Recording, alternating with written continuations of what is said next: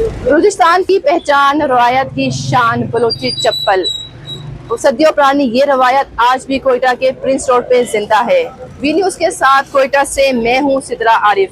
आज मैं आपको दिखाऊंगी कि बलोची चप्पल का वो सफर जो प्रिंस रोड से निकलकर आर्मी फैशन में जा पहुंचा। मेरे साथ इस टाइम मौजूद है मामा मरी, जिनका खानदान तीसरी नस्ल से ये हुनर संभाले हुए हैं। इनसे जानेंगे कि एक बलोची चप्पल बनाने में कितने दिन दरकार होते हैं और उसके नक्श कैसे बनाए जाते हैं। ये अगर देखा जाए तो है तो बहुत पुराना।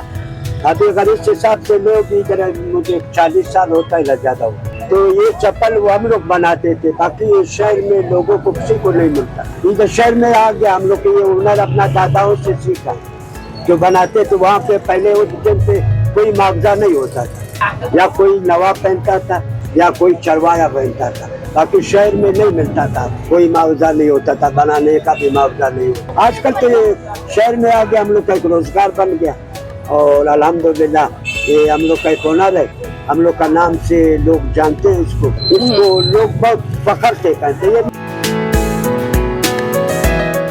इसमें मरी बोलते हैं, ये हमारा चप्पल है, मरी चप्पल के नाम से मशहूर है।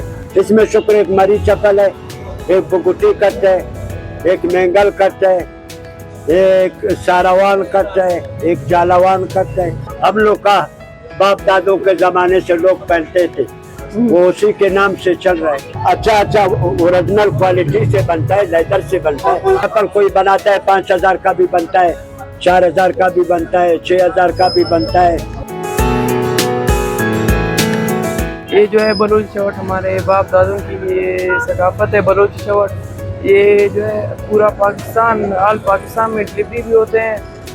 खासकर बलूचिस्तान में बहुत ये पहनी जाती है। बलूची शर्ट है पाकिस्तान में भी, टोटल पाकिस्तान में डिलीवरी होते हैं। हमारे बलूची सकाफत है। हम लोग मस्तूम से आए ये चप्पल लेने के लिए, सिर्फ अपने रस्म के लिए, मजबूती के लिए।